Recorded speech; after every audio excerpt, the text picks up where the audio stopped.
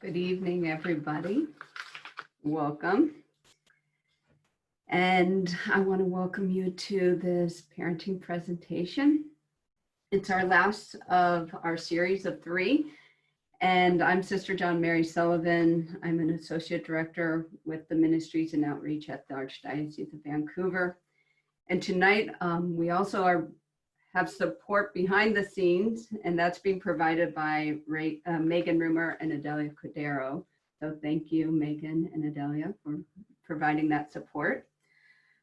I'm very excited about this presentation today. It's the title itself has sparked my interest, and we have great presenter Matt and Frances Maddalozzo. And the title, as many of you already know, but I will say it out loud: Surviving the Summer at Home, How Knowing Your Children's Temperament and Love Language Will Help. And I think we're all looking forward to a summer after this crazy time of COVID. So this will be wonderful to have Frances and Matt lead us into it. I'm going to introduce our presenters, just give you a little more information about them before they present. Frances and Matt have been married for close to 16 years. They have 8 kids, and they both have stated that they are constantly learning how to improve on their parenting skills. And that's one of the great graces that we have with Frances and Matt, is that they realize they don't have it all figured out, but they are very much willing to share what they've learned through their own experiences. They live in Maple Ridge and are parishioners at St. Luke's Parish. They grew up in this area.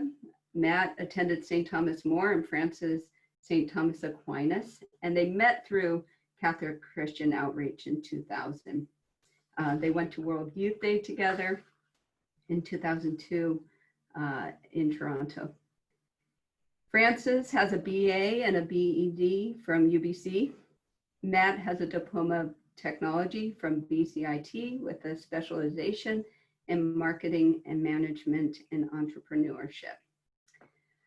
Matt started a Tri-Cities Father and Son Club that has branched out to the Greater Vancouver. And both Matt and Frances have led faith studies, but now they really feel drawn to focusing more on family education to help form and sort of journey with parents as they learn their own parenting leadership skills.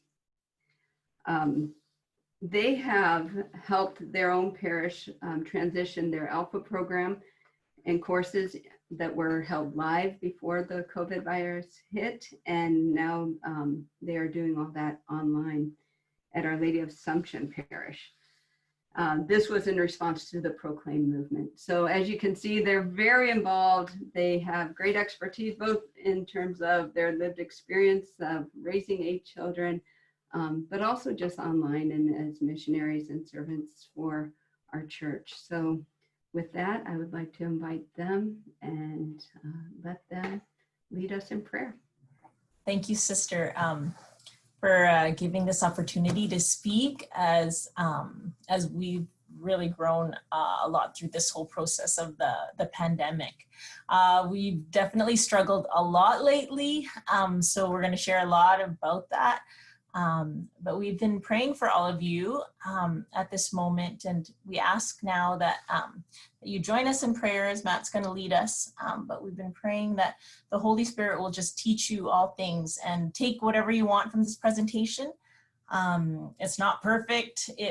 Although a melancholic would say it should be perfect, but we'll talk about that later, about the temperaments. But I think also as parents, we want to encourage you, because you need to just take a step back and realize that all the hard work that you put up to this point with maybe your child's online schooling, that now's the time just to relax and take a deep breath and just recharge for the summer. This is definitely going to be a marathon this summer with the pandemic and having the kids with you 24/7 maybe, but with God's grace, we can do all things together. So Matt's going to lead us. In the name of the Father, the Son, and the Holy Spirit. Amen. We entrust this talk to the Holy Spirit, that he may teach us all things, especially the things in regarding our family and children. Help us to be patient, help us to understand that each member in our family is a gift from you, O Lord. And we seek your guidance and strength to be the best version of ourselves so that we may better glorify you. We ask our Blessed Mother and Saint Joseph to intercede for us, for all mothers and fathers, so that they may be united in their sacred mission as parents. We ask our guardian angels to protect us and our children through the summer. Amen. Father, Son, Holy Spirit. Amen. So as Sister mentioned, we have 8 kids. Our eldest is 15 years old and our youngest is 9 months. Needless to say, this pandemic has made it extremely hard on maintaining harmony in our household. But a lot of our conflicts and challenges in the household have to do with the interaction of the 4 different temperaments and making sure that our children know and feel that they're loved. Parents know that they love their children, but do the children know and feel that love from their parents? As this impacts how children respond to their parents and everyone else around them. So we have been humbled to actually been even considered for this talk as moments in the last maybe 3 months, we have been live streamed in our house. Parents who have online schooling can probably understand what I mean by that, because we had multiple video calls going on in our house, in all areas of our house, in our living room, office, dining room, and toy room. We don't allow video calling in the bedroom.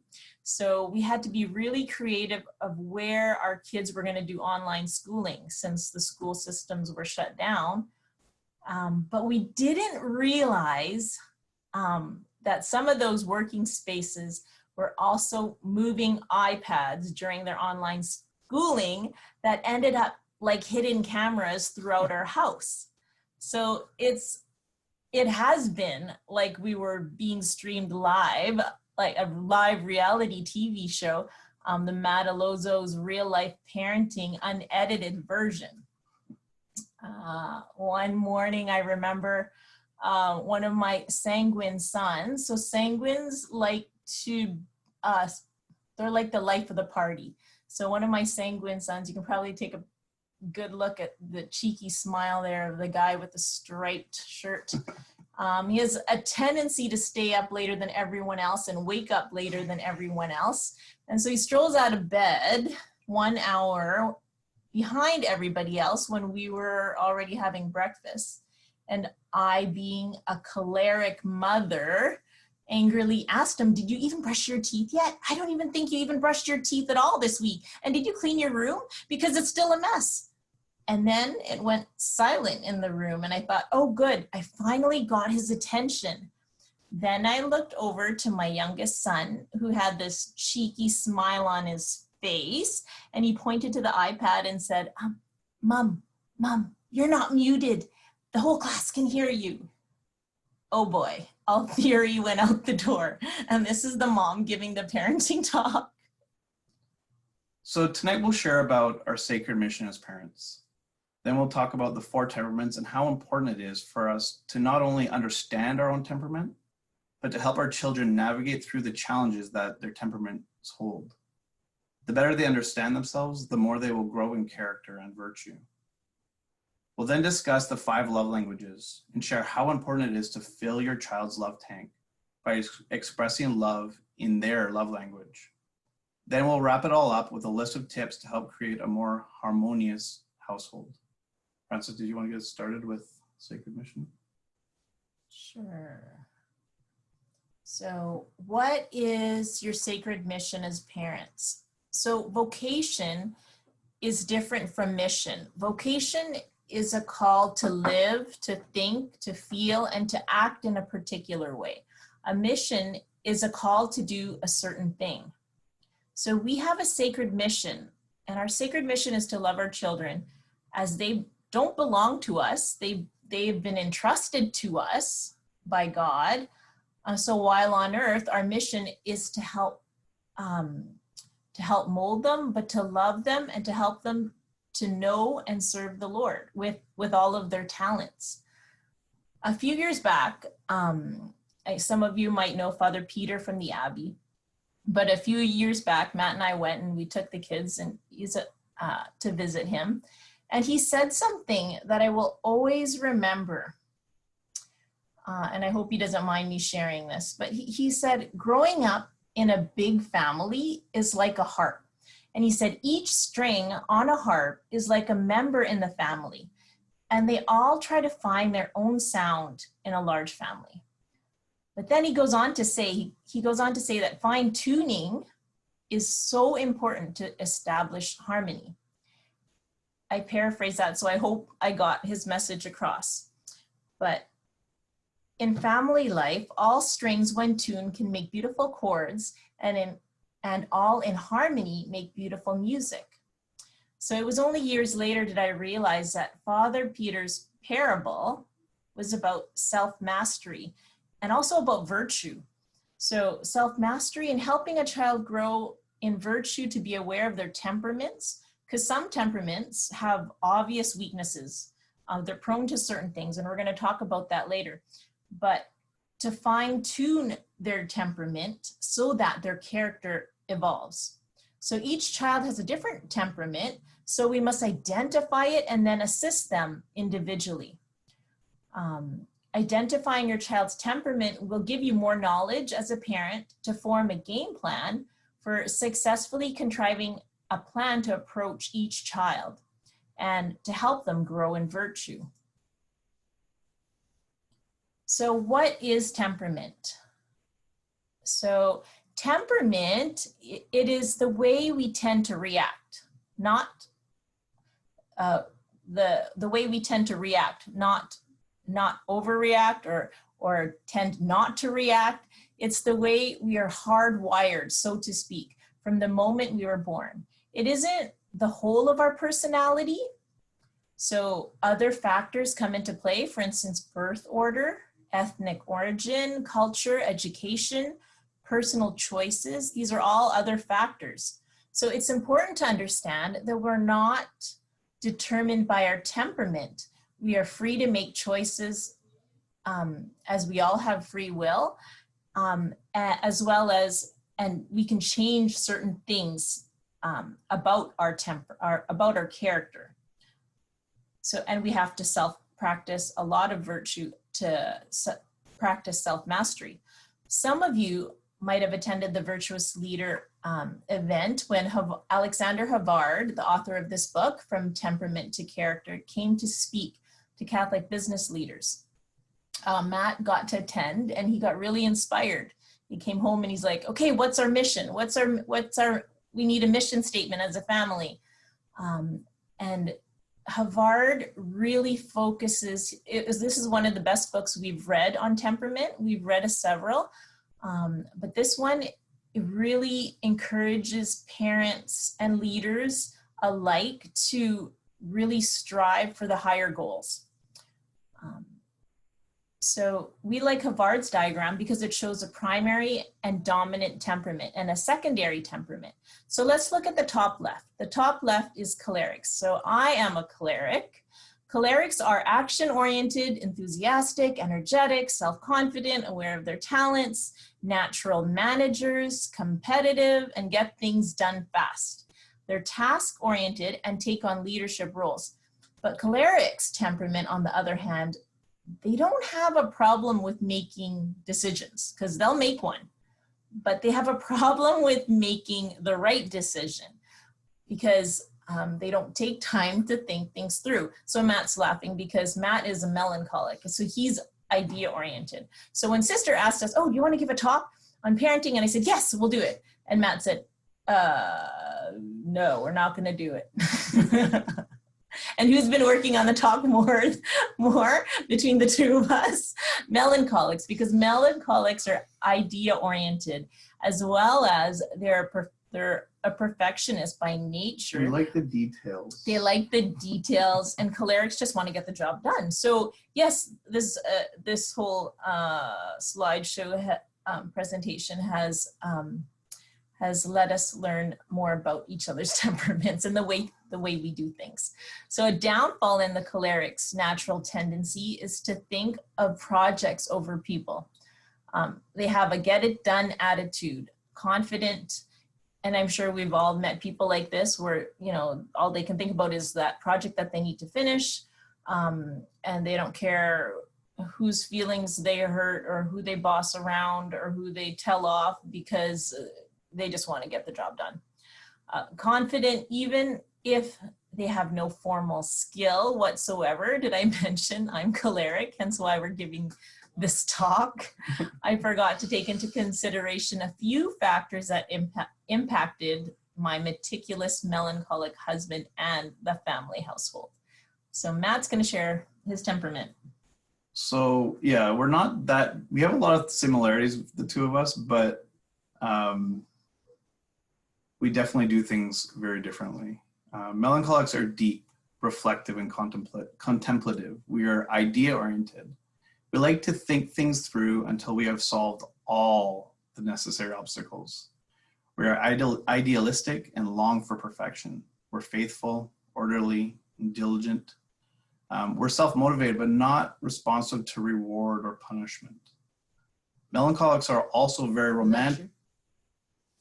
I like reward and punishment, but you like reward. Okay. Melancholics are also very romantic. That's at least I am.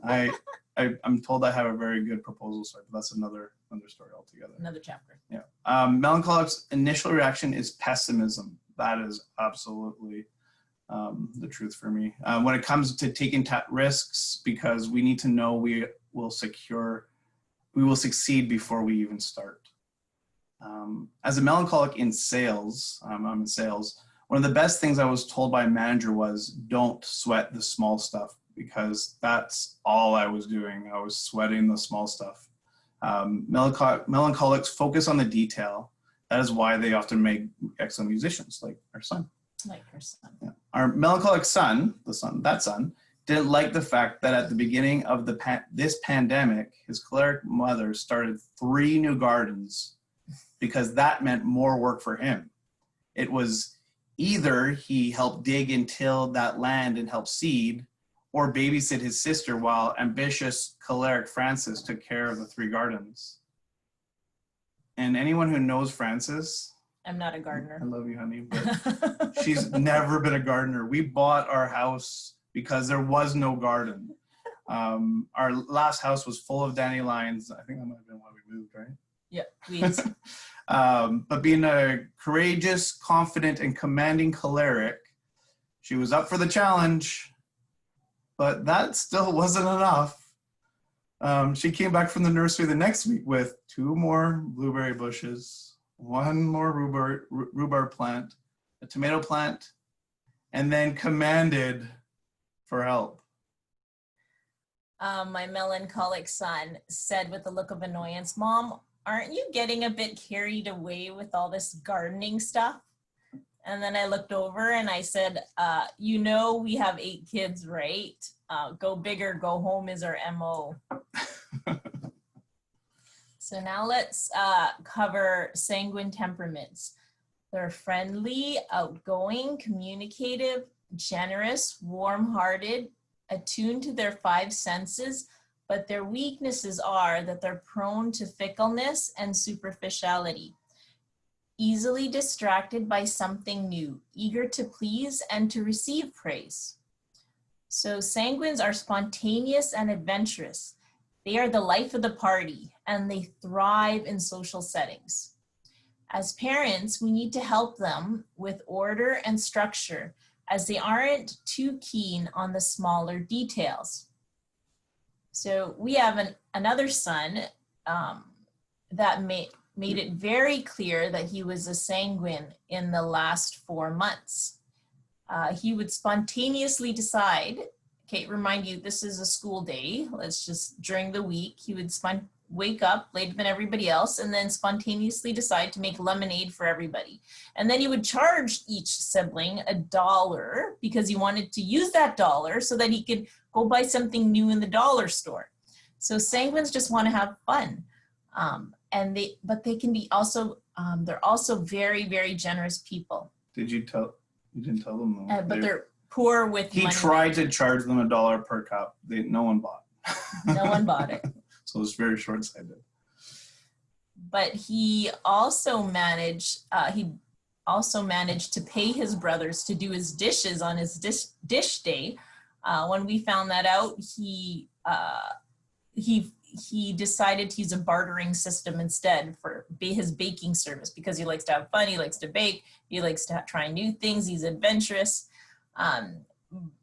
But he's also needs to learn like order and following routine in our household. So we had to tweak that a little bit.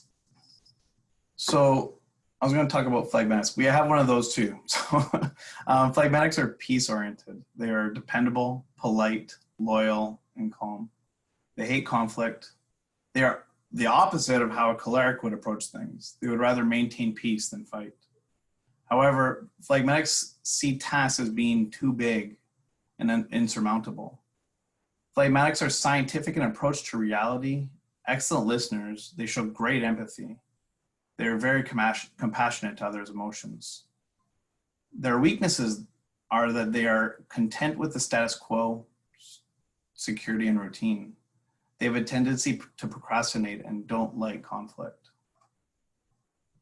Our phlegmatic son was being drowned out by our choleric, melancholic, and sanguine children the last little while. We got an email from his teacher saying he hadn't finished his math assignments, and she was worried that he was falling behind. She didn't know if he was just unmotivated or didn't understand the concepts. After Frances spoke to our son, she realized that it was because he didn't want to fight for the time on the computer, and he was happy to put it off. To really find out the truth about our phlegmatic son, we need to make deliberate time to ask how he's feeling and connect with his emotions. Phlegmatics beat to their own drum, and they get things done on their own pace. Yes, and phlegmatics also are very empathetic. So they're the ones who you have to connect on an emotional level, like one-on-one, as Matt said. That's very important. So that leads us into the importance of knowing your own temperament as parents and then your child. So Art and Lorraine Bennett wrote amazing books. They wrote several books on temperament, one for spouses, one, The Temperaments God Gave You, and the other one, The Temperaments God Gave Your Children. And we also watched them on YouTube. They're quite funny. Some of our friends got to hear them speak when they were in London at the World Congress for Families. And they used alliteration to help us remember the 4 temperaments. So there's commanding choleric. I'd like to add courageous commanding choleric, meticulous melancholic, and then spontaneous sanguine and peaceful phlegmatic. So temperament to character. Alexander Havard said, "We are not born with character. It is something that we build." So sometimes it takes years to see the fruit of your hard work. But if the seed is planted, it will grow. It'll take time, but it will grow. There's an opportunity to have harmony in your home by helping your children understand their weaknesses and strengths. So basically understand themselves. And as parents, we need to help our children feel fully loved. Like a musician tuning a harp, parents are called to refine our children's character. So tuning is vital. And you know the note, it's very important to, so when you're tuning, if you've ever tuned an instrument, a string instrument before, you need to know the note. So I play 4 different string instruments. Some of them are 14 string instruments. I am melancholic. Actually, I am choleric melancholic. So Matt just said I should be melancholic. Yeah, we're not necessarily all in one thing. But just for the sake of time, yes, we're sticking to the script. Sorry. So anyways, so we must not get, okay, so if we're tuning a string instrument, you have to know the note before you tune it. Because if you start tuning an E string that's meant to be an A string, you're going to end up with a phlegmatic who you're trying to turn them into a choleric. So it's exciting to know that God has a plan for each one of these children.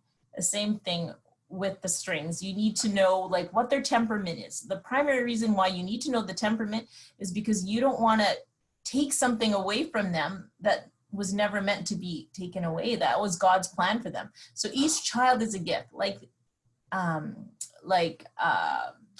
analogy of the harp. A child growing in a large family must find their own sound. And as parents, it's our sacred mission.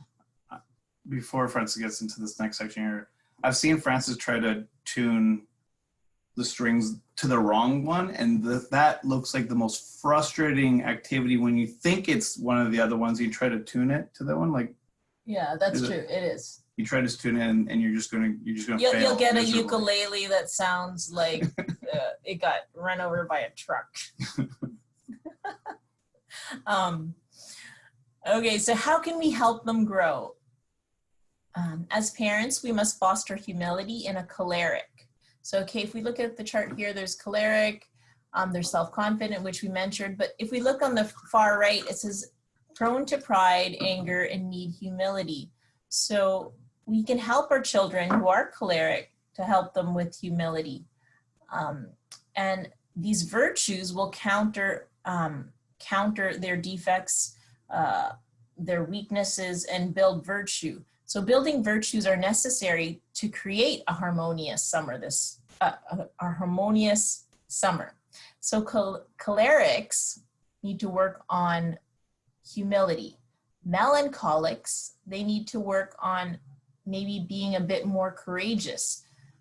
We have our melancholic son. We said we're going to go for a bike ride, and he said, "How long is that going to take?"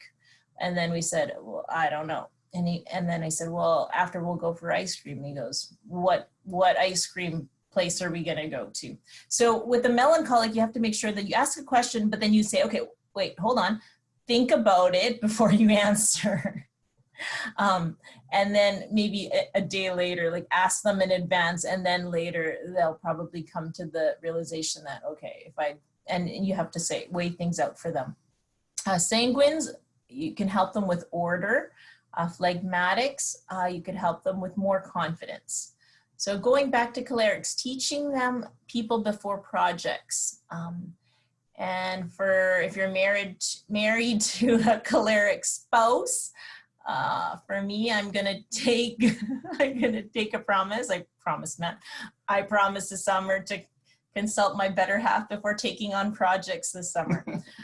So this will help alleviate a lot more stress, because yes, we did paint 2 bathrooms, started gardens, and learned a couple of instruments in between. And took on the top. Well, that's only because on top of the 8 kids, on top of the roof. Okay, anyways, this summer, use the temperaments to have a choleric child on your side. So we have a choleric daughter, and I always say, okay, so you're going to be doing, would you like to do this? And then they'll say, no. And then if you say, well, how about this? And then you challenge them to a project that they'll like, and then they will be more helpful around the house. If they know that they have a leadership role and they can boss their other siblings around. With our melancholic children, summer is really challenging because they like to not take on extra stuff. They would come across as lazy if you're looking around. You're like, hey, that one's lazy. Well, they just kind of prefer not to take on extra stuff. So we can help them set goals to think beyond themselves. Are you saying you're not lazy? What? Sorry, he added that. I'm speaking for the melancholic. Okay. Okay, that's true. That's okay. True. So hold on. So we are definitely different. She likes to get things done. She will go and put holes in walls to hang pictures without finding studs, or hang racks because I would prefer not to do it. Or I'm just waiting my time, taking my time. I'll do it, but I would take, not in a rush. No rush. And so we definitely have different things. And so I'm just speaking from the melancholic point of view. No rush. No rush. Yeah, so, and Frances mentioned about Joseph and, or Melancholic, sorry, about him and his lack of desire to go on bike rides. It's true. He's probably very pessimistic when it comes to that kind of stuff. So we just need to give them time to think about things and not to expect an answer right away. The Bennett say for a melancholic parent that we must have a 5-to-1 rule, 5 positive to 1 negative. So just being positive with them because they're, and asking them to be positive more often than negative because they are naturally negative. And over the top positive, like you almost have to overly extend the positivity so that they're like, wow, thank you for doing that. Like, thank you for doing this. Oh, wow, that your piano playing is amazing. Like, so that way they, because if you say 1 negative, it's the end of the world for them. Like they're like Eeyore and Winnie the Pooh, like they'll just like the big cloud right over top of their head and they won't, they won't see the sun coming out. So just go over the top. Yes, positive, yes. This summer, we can help our sanguine children by allowing them to be social coordinators alongside the clerics to plan the games. Clear guidelines and expectations are necessary for all children, but especially for our sanguines. We notice that giving them fun incentives really helps. Okay.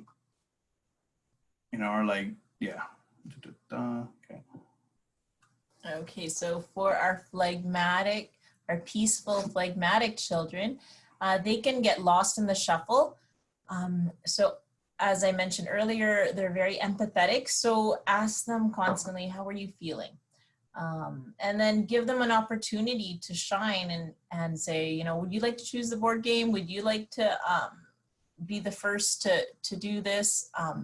But I realized for me personally, like, don't force them to do something. You almost have to just don't push them to do something. You have to like try to lead them and kind of help them to realize that they are very talented, because they always understate their own talents. They never see that they always say, okay, well, this brother's better than me and this one's faster than me. So they have a tendency to compare, but then you have to realize that this child is unique and of themselves. So they soar best when they believe in themselves, but sometimes they only come with that only comes with the help of a parent or a coach. And they, as I mentioned, they always undersell their own talents. So now we're going to connect to the 5 love language. Initially, we're just going to do the temperaments, but then Matt's like, and Matt being a melancholic, sees the bigger picture and things. He's like, well, no, why don't we add the 5 love language? And I'm like, no, that's too much work. But he's like, no, I see the bigger picture here. And I'm like, no, it's just too much work. But Matt really felt like it was necessary to talk about the 5 love languages as well. Gary Chapman's book on the 5 love language for children is highly recommended. Please read that. We encourage you to read that. Again, words of affirmation, gifts, acts of service, quality time, and physical touch. The reason why I wanted to touch on the 5 love languages tonight was, at the risk of covering too much, is simply because the better we are able to speak our child's primary love language, the more receptive they will be to our fine-tuning and constructive guidance. We have found that knowing each other's and the kids' love language is very valuable, as often the way we speak love naturally is not the best way to help our kids feel loved, fully loved. Do you want to expand on that? Yeah, so my love language is words of affirmation. And so I could tell Frances I love her till I'm blue in the face, and it's not going to have an impact on her because her love language is quality time. And it's the same with our kids. Well, it does impact me, but I would rather receive like quality time. So that's the same thing with our children. They might receive it in a different way, where they really want to be affirmed, but we're just giving them like quality time, but they really want to hear those words of affirmation. So we really do have to be sensitive to their primary and their dominant love language in order to help them.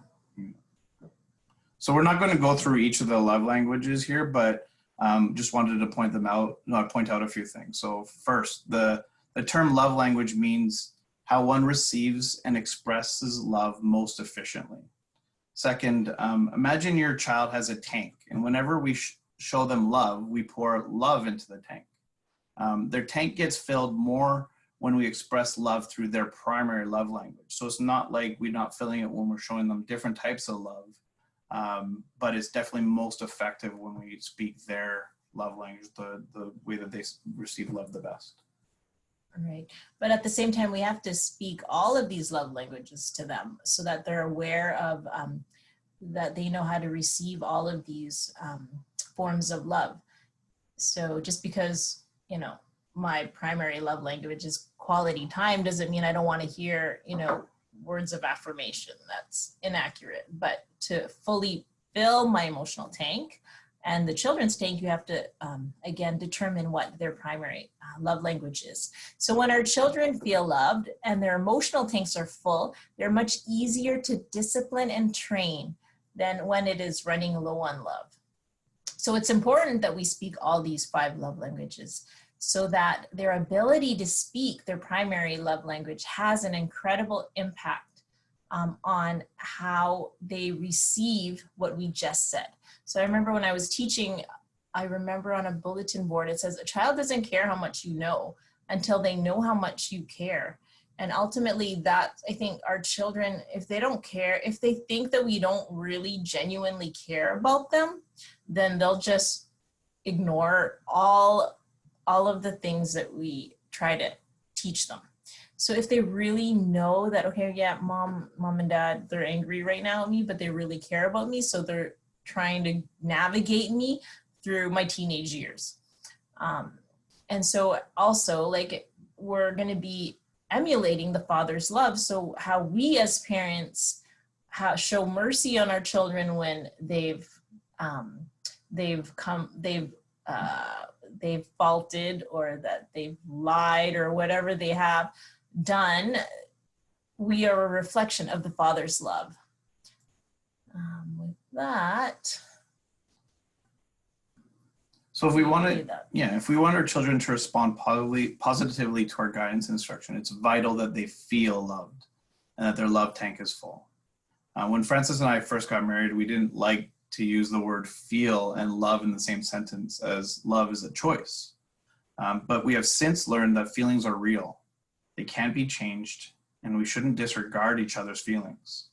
The reality is that if we better understand each other's and our children's feelings, we can learn how to love more fully and respond to each other's feelings.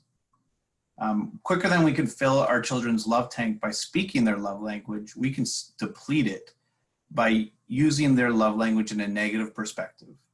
If we demean a child whose love language is words of affirmation, that'll do some damage. Or if we neglect and ignore our child's love language, or if we neglect and ignore our child whose love language is quality time, that's also going to do some damage as well. Remember that discipline is not a negative word, though for many parents, punishment, which is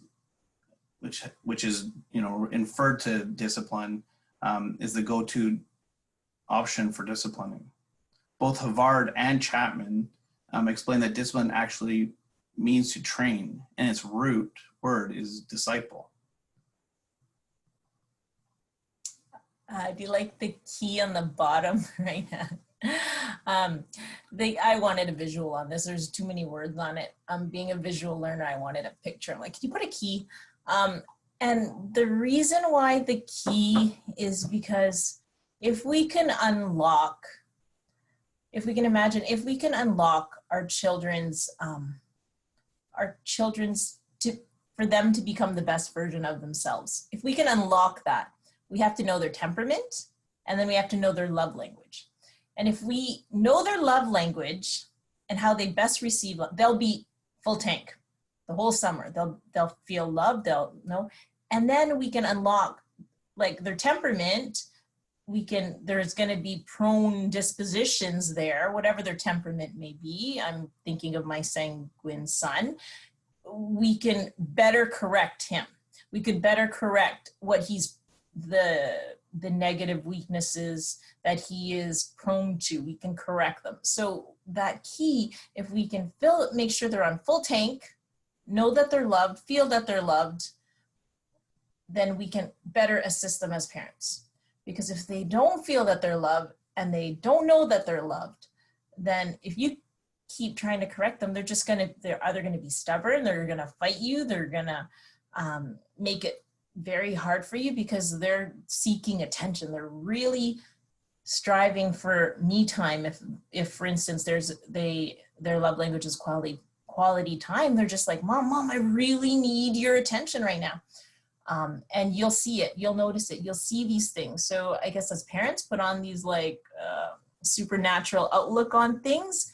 When you start to see children act out, you're like, are they tired? Are they just emotionally, physically tired? Then we need to assist them. Like we went to Disneyland a couple of years back, and it was funny because we had 7 kids at the time, and you see all these parents pushing strollers with their children, and the parents are like, oh, and the child's having like this massive meltdown, and you're like, oh, the happiest place on earth. Well, no, not really the happiest place on earth, and that's because the child was like, they could only take so many rides, and they're just physically exhausted. So again, if they're not eating right, not sleeping right, those are obvious biological factors that we have to take into consideration. Parents know that best, right? And in closing, let's go back to the harp analogy. I like to refer back to that because I don't play a harp, but I won't take it up this summer, but I would like to one day. And I have learned to know when the string is looking weak and ready to pop. Like if you've ever played a string instrument, you can start to see, okay, this string needs to be changed soon. And that is the same with our children. If we aren't speaking their love language, they will the way they receive love primarily, they will begin to shut down. Again, 3 very important words Pope Francis wrote and says, constantly reminds us, train our kids this summer, please, thank you, and I'm sorry. Those are three powerful phrases that will help our house become more harmonious.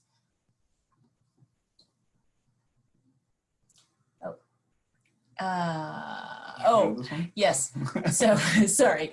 It was funny. I heard my youngest son say to his brother right before dinner, I just added this because he said, and I was working on the talk, and he said, I could hear our youngest son say, and he was talking to, so our youngest son is in grade 2. He was talking to our son in grade 4, and he said, don't you know yourself?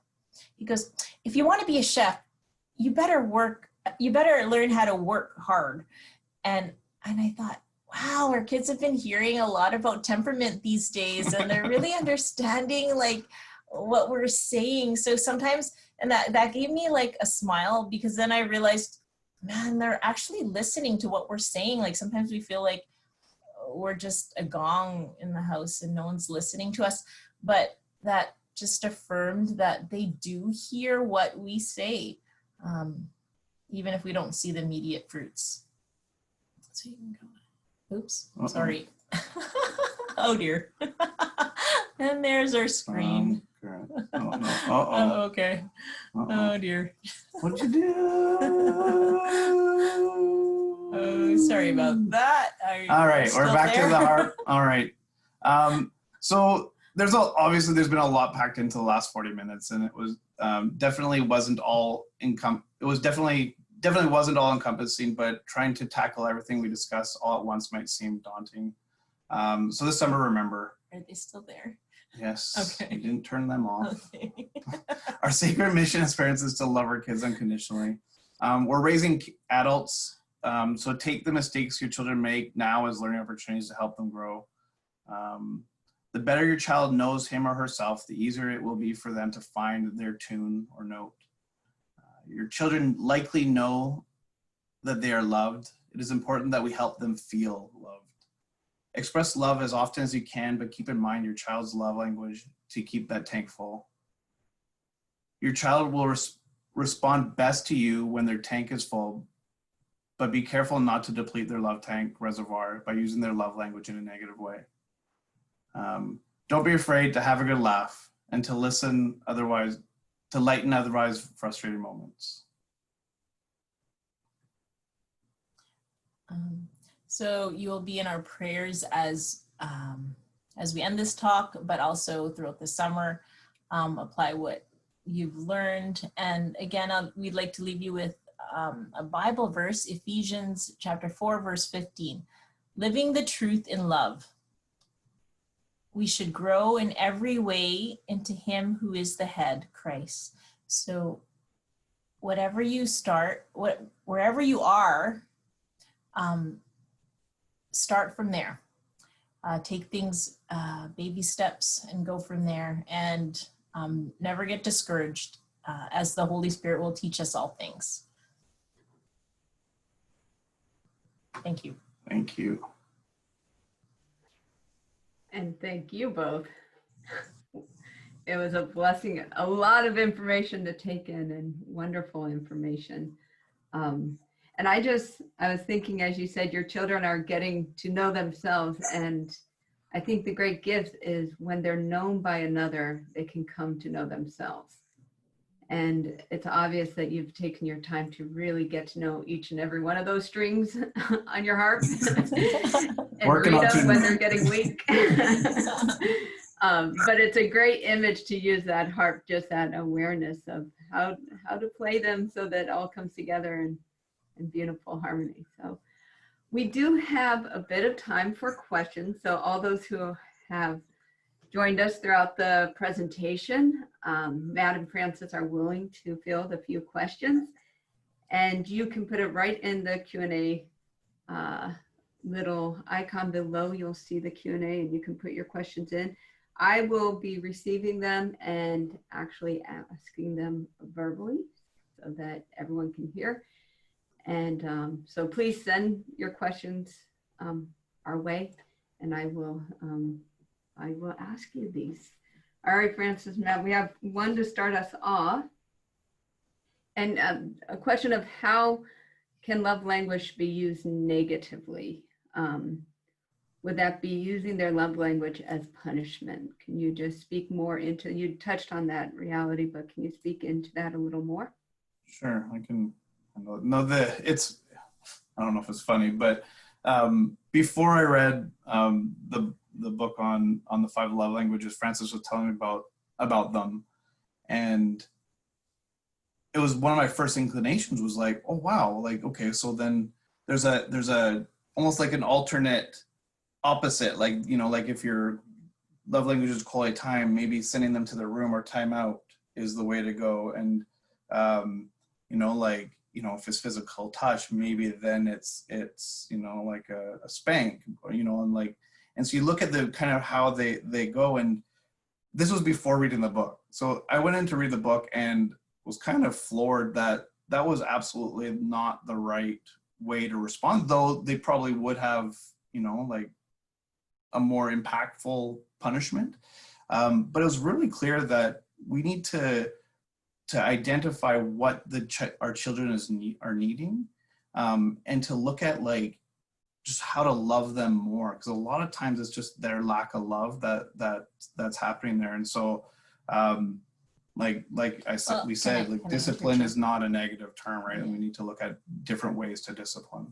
And just to add, like, if we ensure that their love language is at capacity, if they're at a full tank emotionally, for instance, quality time, oftentimes one of my children whose love language is quality time, if they've been depleted and running on empty of just because mom's, you know, outside in the garden and, you know, where is she? stuck in the office for Where a is couple she? hours, missing in action. Then you notice it right away that they just cling to you, they gravitate to you, and then they start to whine, and then you're like, ooh, what's going on here? It's because, well, you've been out in the garden and, I'm just, wanting you, and then they start to, want one-on-one time, and then you can correct the behavior. But oftentimes it's, so it has an adverse effect. So we should not just use their love language to punish them, but then to fill them up, and then they can correct. So fill them up and then correct. That's true. And that unlocks their temperament to character. So that will help them become better. It's always like in that context of love, in that context of relationship, that can hold the discipline. Yes. Yeah, that's beautiful. Seeing the better in them, I guess. Yeah. Maybe one less rhubarb plant will give you a little time. We'll see if it survives. Promise, but we'll see how that lasts. Okay, here's another question. This is a good question. How do you find time to read these books together and talk about them while raising your children? Actually, it's funny because I don't. He doesn't read. We read, but it's funny because like Frances will buy a book and then she'll be like, "Here, read this." Oh wait, what? I just tell her, give me the Coles notes. You're giving a presentation on it. I'm what? Yeah, no, it's read the book, Matt. Read the book. For me, like I try to grab a few minutes every morning before anybody wakes up to have some reading time, but that's like 10 minutes a day. So it takes me a long time to get through a book. But yeah, it's funny because like a lot of these books I've read parts of, and Frances has filled in some of the gaps, and they're chock full of like so much good. Like this one here is like, it's fantastic. Like it has so many cool things in here. But I like this one better. Compliment response. I really, really like this one. Like this one, because it goes through like step by step, like not step by step, but they have like, they go through each prone weakness and how to combat it with a virtue, which I absolutely love that. Yeah. And you'll give us a list of these resources that we can send out to the participants. Yes, absolutely. That would be great. That's good. There's even quizzes online to like help learn love languages and learn your temperament and your spouse's temperament, your kids' temperaments. Like there's some really cool quizzes you can take. Yeah, and they're free. A lot of them. It takes a few minutes. It's great. Yeah. Okay, here's a question about melancholic children. So how do you encourage a melancholic who tries to quit something because he feels he is not the best at it or far from perfect? Any tips? That's a good question. It's a really good question. We've absolutely had to do that, and it's not easy. Like I think that they're very passive in terms of that. Like if they've decided that they don't want to do something, it's hard to move them off of that. But I know that Alexander Vard, he talks about setting goals, helping them set goals, and like our melancholics are incredibly talented, and it's just like trying to like get them out of their way to do it. And I was the same way. Like I didn't want to learn how to ride a bike until I knew how to ride it. No, until your sisters rode it, and then you're like. And then I was motivated, and I had to do it. But the same thing with getting my driver's license. I wasn't motivated to do it, and it's the same with our kids. Like it's. Are you sure not phlegmatic? Slow moving. No. Not okay. slow moving. No, just saying. Don't like to take on stuff that I don't need to take on. But in regards to the melancholic, just to add to that, in regards to the melancholic, so we had a son. We have a son. We have a son, and he didn't want to play piano, or he didn't want to do sports. So he didn't want to do soccer. His older brother did soccer and excelled at it, and he couldn't find his place on the soccer field. And he was really good. But then he learned, like we put him in swim club, and then we tried to find what he wanted to do, and each thing he didn't want to do. And then finally we're like, okay, 1 year, try it for 1 year, and commit to 1 year, and then we'll go from there. Let's decide next year. Oh, but that's so long. No, 1 year, I want commitment. So you're teaching them, number one, you're teaching the virtue of like self-mastery through commitment, through all those good virtues. But then after that year, you'll notice their skill will develop. So now he's like the most amazing piano player. And if he didn't get over that hump, and I think it's also, you have to find what their love language is. So if their love language is words of affirmation, then I keep affirming them. Even if it sounds awful, don't say anything negative.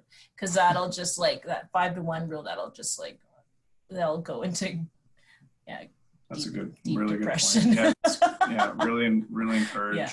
really help them. So that would help assist a little bit, at least from our experience. We're no experts, but we've noticed. So setting the goals and then commitment, just saying, all right, you're going to commit for this year to get them through that. And then the encouragement through love languages, which I'm getting to know, which brings us to another question. How do you determine which is the main love language of your children? So in the book, they give analogies, but so for quality time, if you're noticing that that they always like, so one very important part that Matt took out in the slide, that from the 5 and under, you are not supposed to. Sister's laughing because we told Sister that the meticulous melancholic had to have the script perfect, but deleted my portion of it. But it has to, what was my point? My point was that, what was my point? 5 and under. If they're under, we shouldn't identify like 5 or younger that is still too young to identify one love language, or we really should be loving them and teaching them all 5 love languages. Identify prior to the age of 5. So prior to the age of 5, you need to fulfill quality time, acts of service, but most especially for children, like infants, physical touch precedes or is definitely has more weight than gifts. There's actually, even like in this book, there's actually tests, like you can have like, at different age levels. So you can say like if they're a 15-year-old, you can give them 5 options, and then like of the different love languages, and see what they would actually select. But I think that for us, it's more about just watching them and listening and observing how they love. If you have like but listening to what they say too, like if they say something like those, they're going to be key buzzwords that you'll be like, oh, okay, time, you want to watch a movie with me, or you want to just sit on the couch and cuddle with me. Like we have one daughter, she always wants to sit on top of, like when we're watching a movie, she just wants that physical proximity. Just being aware, I think you just have to just watch and listen, and then it'll become clear. But read the book definitely, and watch YouTube videos if you don't read. Or get your spouse to read, and then or get your the notes. That's good. Yeah, I think once you learn what each of the language is, and that helps you just to be more aware of what to hear and see and look for. And if you can get it down with 8 of them, that's pretty good. Yeah, we have everything in our house. Haven't gotten it down packed. That's the problem. The head knowledge. It's just the applying it. Executing the right love language to the right child at the right time. Whole nother ballgame. Yeah, that makes sense. But one string at a time, right? Yeah, there you go. All right, here's another question. Will there be a problem between the children if one child sees their parent treating one child differently than the other? In other words, the parents spend more quality time with child 1 more than child 2, maybe based on love language, or I guess. That's a good question. It's a really good question. Yeah. I think if it would be more impactful if that other child who's seeing that their love language was quality time, so that we could miss think, okay, well, like our eldest, he serves all the time, and he's always like doing his chores without asking. And so we know that that's one of his love languages. But like we know it's not gifts. We know it's not words of affirmation. We know it's not touch. So there could be some quality time aspects in terms of how he interacts, what he does. So you could misdiagnose it a little bit. And you might think one child was one, and then if they saw something like that where you're always cuddling with one and that was their primary and you thought it was something else, then that could probably have an impact. But I mean, that's the thing too, like if you see your child, responding negatively, that there's an opportunity to be able to observe it and then maybe change how you love. And that's why it's so important to love them with all 5 love languages, and not just the one. Like I think if you had if you look at the tank as an analogy, you could fill it with big boulders and you could fill up most of the space, but there's still a lot of vacant space and you could call it full. And so the different sizes of the boulders that fit in, or the pebbles, keep filling it with different love languages. Great.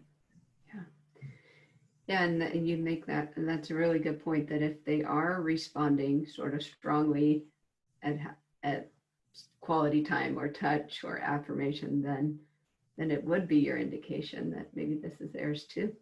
Yeah, I don't know if we've ever, none of our kids have responded negatively to one of the other ones. It was interesting. Yeah. Here's a question: around what age will the temperaments love language become apparent in our children? Any experience around that, like a certain age where you became more aware? Their temperament. So as Havard mentioned, it's from birth. So their temperaments are from birth.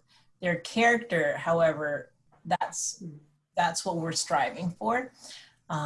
So their temperament, you'll notice quite early on, like what type of person, like, just like Saint Therese of Lisieux, like she's like, I want it all, like I want all the dolls, and that was her temperament. Like she just wanted everything. And those are, so you can see, you'll notice it quite, if you know the temperaments, you'll notice it quite early on. And then you start to find. And their temperaments can change over time depending on what they've learned, or how. But I think that's their character, right? Yeah. Yeah. But if we remember the quadrant of like task-driven, so the choleric task-driven, the melancholic idea-oriented, peaceful phlegmatics, and then social sanguines, like you'll know, like, is this child, when he walks in the room, is he cracking jokes? Is he like the life of the party? Like, okay, you'll figure out, okay, he's a sanguine. Or is this more a quiet, reserved, peaceful, loyal child who's just like, can just stand back and just watch everybody and just and will be the first to the crying baby scene because they're so empathetic. Those are like the phlegmatics. So, and the cholerics, they're the ones who are like, okay, my way or the highway, like let's get this done. And they are bold, and those are the ones who you read the child's report card. That's all I have to say. You'll see buzzwords there. If you're unsure of what your child's temperament is, just read the teacher has it down. Like you'll be like, oh. Or they could have like some sort of like they've self-mastery at school and they don't want to apply it at home or something. But which sometimes you're like, are you sure you're talking about the right child? But yeah, those buzzwords in report cards will help you. He's an absolute pleasure. Talking about the same kid? It's their character that they developed. Yes, I think so. They know what's home and where school is. Mm-hmm. Mm-hmm. This question goes back to I believe right towards the beginning, you talked about a family mission statement. And the question is, how does your family mission statement relate to your family members' temperaments and love language? Are those things tied together, or? It's a really good question. We started the process of doing a mission statement, but then we asked the kids. And we asked the kids, and it got derailed so fast.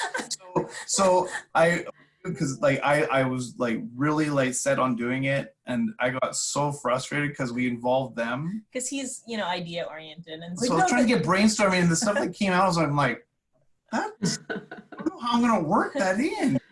So he's So we got a poster out of it, but I don't know if it didn't turn into a mission statement though. So we're gonna have to rethink it with the Well, I other think kids, it goes down to the sacred mission as parents, though. Like, what's your, you know, like Aristotle says, like, begin with the end in mind. What's our end goal? If our end goal is ultimately heaven and to bring our children with us to heaven, then we have to start with that. Like, if that's our end goal, then that means all of our talents have to serve our Lord. And if we have different temperaments along the way, that's a good thing. That's the way he made us. And then we just have to use those temperaments to become, as Matthew Kelly always says, be the best version of yourself. So, and then that will ultimately help fulfill what God has in store for your family. And I think just go from there, like start backwards. Backwards. You maybe that will be, we'll welcome you back for our second presentation when you finish your mission statement. And you can share more. We have a lot of great friends, sister. We can volunteer. Amazing friends. We'll talk later.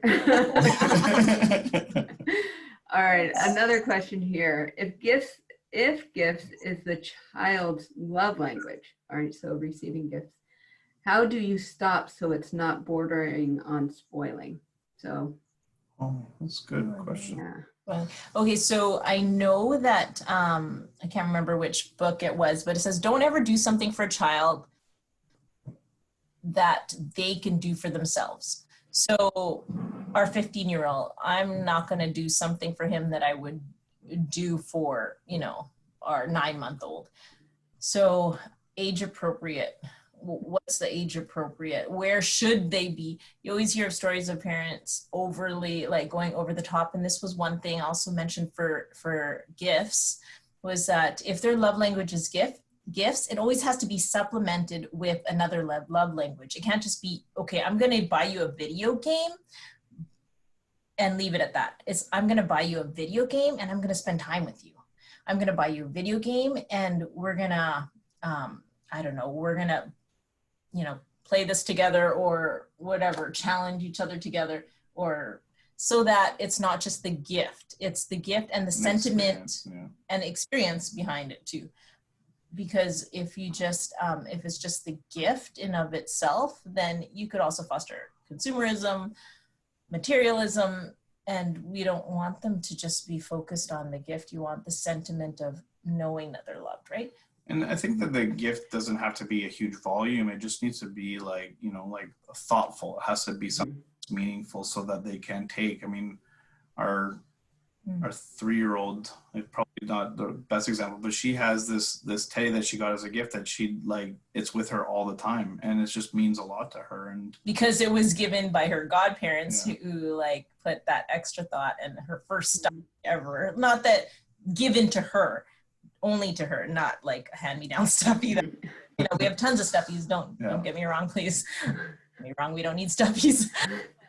But it was the act of, this is for me. Like, wow. It's never leaving my sight. Right here, the salamander. Yeah, and I think you hit on something. I think for gift giving, my understanding, it really isn't like the expense of the gift. It's the meaning behind it. So something very small can be very meaningful for someone who receives that as their love language. So keep that in mind. And you can tell too when they receive it and they're just like enamored by it. They thank, they start talking about it, like, you know, and if the ones that just like, oh, thank you, and put it aside, that's not their love language. This is a quick question. What is the title of the book? Maybe the love language book. You had both books. You could So the 5 That's love not languages, backwards, no, but- they can see it right. Oh, okay. Of children. And then So Gary Chapman, and then from temperament to character is Alexander Havard. Havard, and then Art and Lorraine Bennett. Mhm. The temperaments God gave your spouse. Also, they're on YouTube too. They're really funny. Excellent. And I think those are our questions for tonight. I will hold for a second before closing that out. All right. Well, this brings us to the end of our evening and just the beginning for many of the parents out there to start reading their books and learning these areas. But Matt and Frances, thank you so much in sharing not only, like I said, your expertise in terms of what you read, but really your lived experiences. And with great humility, very aware that you're still growing in this area and developing fuller and fuller knowledge of each of your children. But it's a great blessing to have you both. And truly, I do think it'd be a wonderful gift if we can have you back someday and expand on it. I'll go through Frances, Matt, to get that to happen. I know. I'll my learn, and plan. she'll give me some time to think about it, and then who knows, we'll see. And for all those who No, are but- watching, please feel free, if you have a few more questions that come to mind, send them our way. We will get out, this is being taped, so it will be hosted on either our RCAV or Behold YouTube channel. And for more information, you can always return to our Behold new website, where you'll have a lot of information, not only on this presentation, but a lot of information, blogs, videos on parenting in general. So please take some time to go and explore Behold as we continue to populate it. And even maybe we can get something on there, maybe one of those quizzes or a video on the temperaments or love languages to help.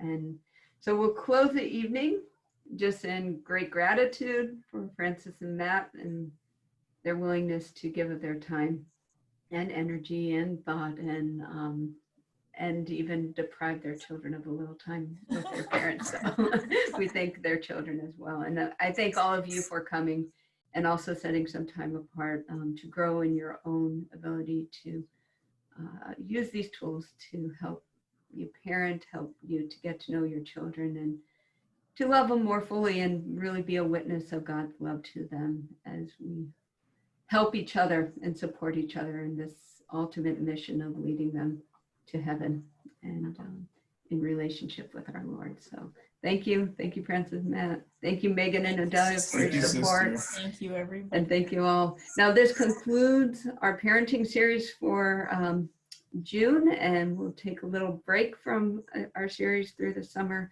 but hopefully we'll start up again as we return back to our ministry year in September and October. So thank you all for coming, and may you know graces and blessings throughout your summer and have some time to really enjoy your time together as a family, getting to know one another at a deeper level. So God bless you, sleep well, and hopefully we'll see you again.